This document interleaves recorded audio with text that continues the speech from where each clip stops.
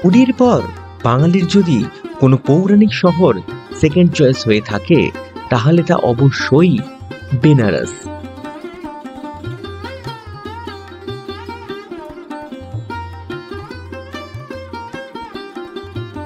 বেনারসের অলিগলি, বাবা বিশ্বনাথের মন্দির, বেনারসের শাড়ি বা বেনারসের মুখরোচক চাট কিংবা দশাশ্বমেধ ঘাট অথবা রাতে মণিকর্ণিকা ঘাটের অনুভূতি সবকিছুই বাঙালিকে দারুণভাবে আকর্ষণ করে।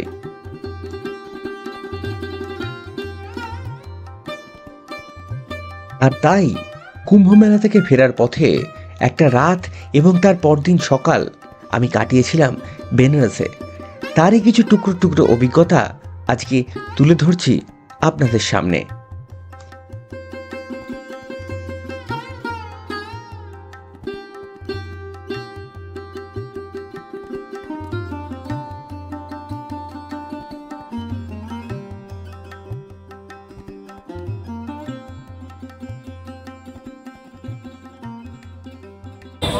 আমরা কুম্ভ থেকে রিটার্ন করার পথে একদিনের জন্য বারাণসীতে স্টে করেছি।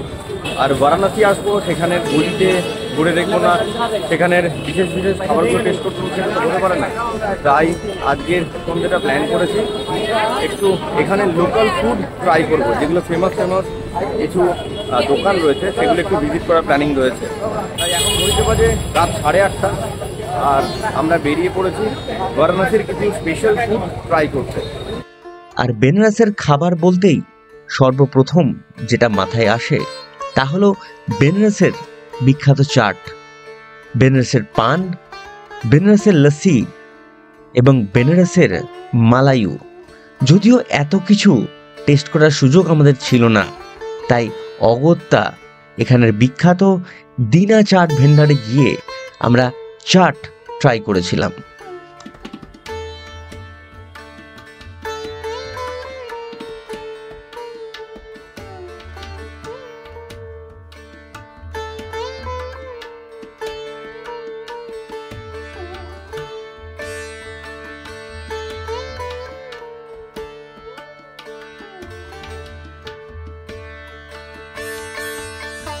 এখন আছি দিনা চাট সেন্টারের সামনে।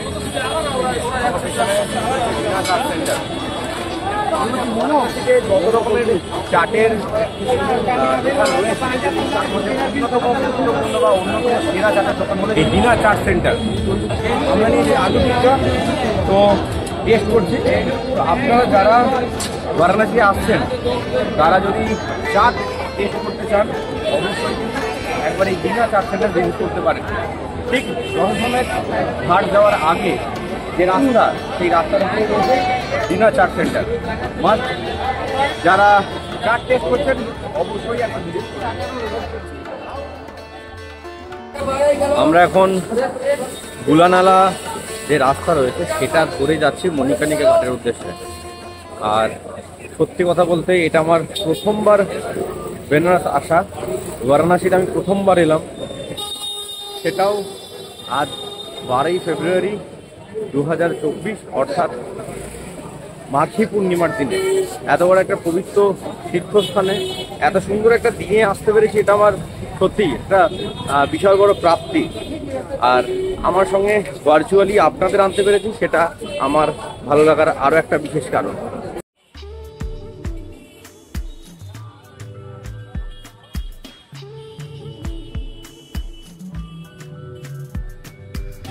আমরা এখন আছি বারাণসীর মেদাগিন চৌরাহাতে। আর এখান থেকে এই যে রাস্তা, এই রাস্তা ধরে সোজা ওই মোটামুটি 200-250 মিটার হাঁটলেই আমরা পৌঁছাবো মণিকর্ণিকা ঘাটে। তো এখন বাজে ঘড়িতে মোটামুটি প্রায় 11টা। আর এখন বারাণসীর জনসমাবেশ ঠিক এই রকম।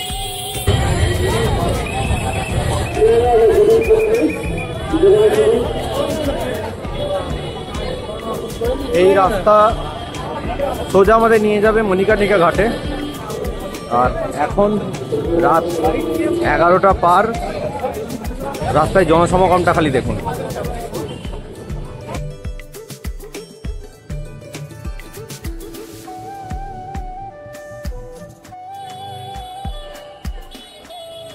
বেনারসে প্রায় সারা বছরই দূর দূরান্ত থেকে মানুষ আসেন।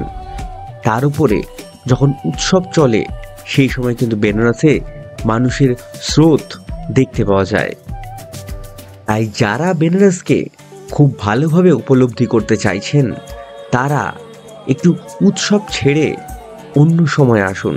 সেক্ষেত্রে পায়ে হেঁটে পুরো বেনারসকে ঘুরে বেনারসকে আপনার মধ্যে উপলব্ধি করতে পারবেন। যদিও আমি নিজেও বেনারসকে আমার মনের মতো করে ঘুরে দেখতে পারিনি, তাই আপনাদের জন্য এই ছোট্ট সাজেশনটা দিয়ে রাখলাম।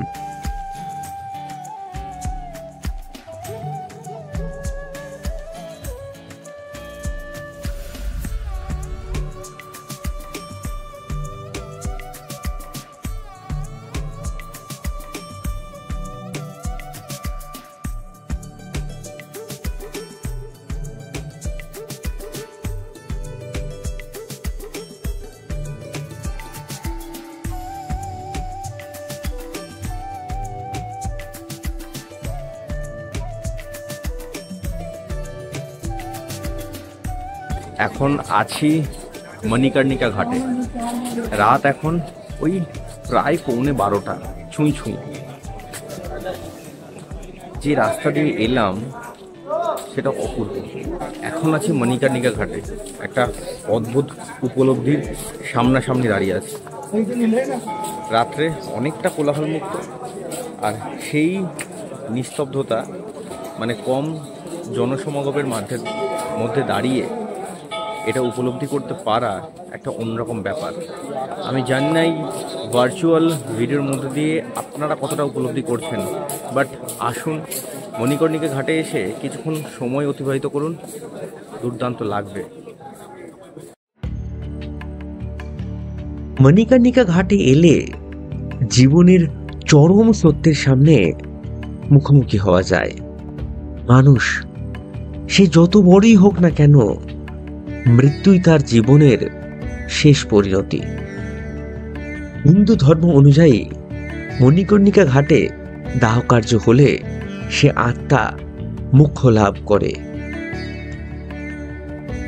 পুরাণ অনুযায়ী দক্ষযজ্ঞের পর মাতা সতীর দেহ নিয়ে ভগবান শিব যখন তাণ্ডব করেন, তখনই মাতা সতীর একটি কানের দুল এই স্থানে পতিত হয়। সেখান থেকেই এই স্থানের নাম হয়ে যায় মণিকর্ণিকা। ভগবান শিব স্বয়ং মাতা সতীর দেহ এখানে দাহ করেন। তারপর থেকেই এই স্থান দাহ কার্যের জন্য অত্যন্ত পবিত্র বলে মনে করা হয়। বিশ্বাসীদের মতে এই মণিকর্ণিকা ঘাটের চিতার আগুন কখনোই পুরোপুরি নিভে যায় না।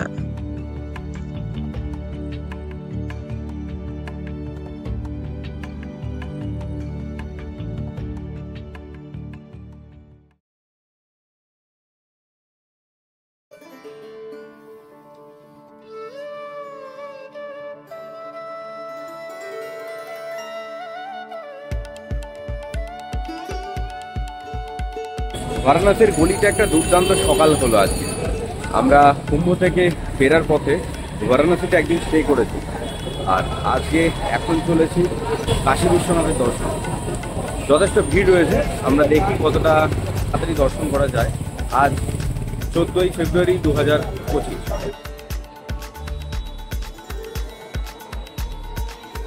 বেনারসের হোলি কিন্তু বেশ জনপ্রিয়। এখানে মণিকর্ণিকা ঘাটের সপ্তাহের চিতাভস্মর হোলি বেশ বিখ্যাত। তাই যারা মনে করছেন হোলির সময় বেনারস আসবেন, তারা কিন্তু অবশ্যই ভিড়ের জন্য অগ্রিম সতর্কতা নিয়ে আসবেন।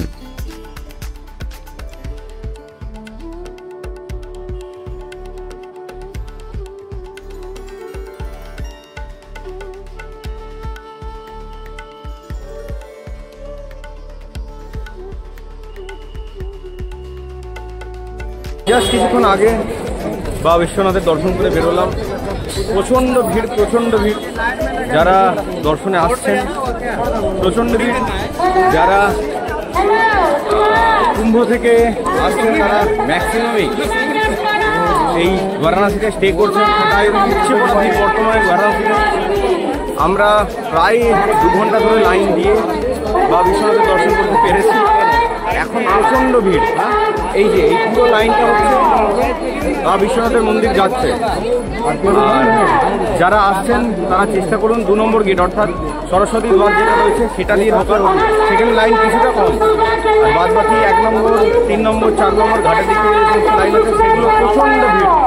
তাই একটু হাতে সময় নিয়ে আসুন, বাবাকে দর্শন করে যান, ভালো লাগবে, মন খুশি হয়ে যাবে। বাবা বিশ্বনাথের মন্দিরের ভিতরে মানিব্যাগ ছাড়া কোনো কিছু নিয়ে যাওয়ারই কোনো অনুমতি নেই। তাই সমস্ত প্রয়োজনীয় জিনিস যেখান থেকে আপনারা পূজার সামগ্রী নিচ্ছেন সেখানের লকারে রেখে দিন। এখন আছি দশাশ্বমেধ বোর্ডিং হাউসের ঠিক সামনে, আর প্রচণ্ড ভিড়। এরকম আমি এটা ফার্স্ট টাইম আমার বারাণসীতে, বাট প্রচণ্ড ভিড়। এখানে স্থানীয় যারা দোকানদার রয়েছেন বা যারা স্থানীয় মানুষ রয়েছেন তারা বলছেন এই ভিড়টা চলবে মোটামুটি শিবরাত্রি পর্যন্ত। তাই যারা বারাণসী ঘুরতে আসার প্ল্যান করছেন তাদেরকে সাজেশন দেবো এই মুহূর্তে আসবেন না, শিবরাত্রি পেরোনোর পরে আসুন। আর এখন কিন্তু এখানে রুম রেন্ট প্রচণ্ড পরিমাণে বেশি, গঙ্গা আরতি পুরোপুরি বন্ধ। আমরা বাবা বিশ্বনাথে দর্শন করে বেরোলাম, পুজো সেইভাবে হচ্ছে না, শুধু দর্শনটুকুই হচ্ছে। তাই ভিড় প্রচণ্ড। এই ভিড়টা একটু কাটলে মার্চ মাস করে আসুন, বাবাকে ভালোভাবে দর্শন করতে পারবেন। এখনের ভিড়টা প্রচণ্ড। আর আমরা দেখি প্ল্যানিং রয়েছে একটুখানি নৌকা বিহার করার জন্য, যদি সেটা অ্যাভেলেবেল থাকে সেটার সাক্ষী আপনারা হবেন। তো দেখা যাক কি হয়। না, শেষমেশ আমরা নৌকাবিহার করতে পারিনি, তবে খুব আশা রইল আবারও খুব তাড়াতাড়ি বেনারসে আসব এবং সমগ্র বেনারস আপনাদেরকে একইভাবে সঙ্গে নিয়ে ঘুরে বেড়াবো।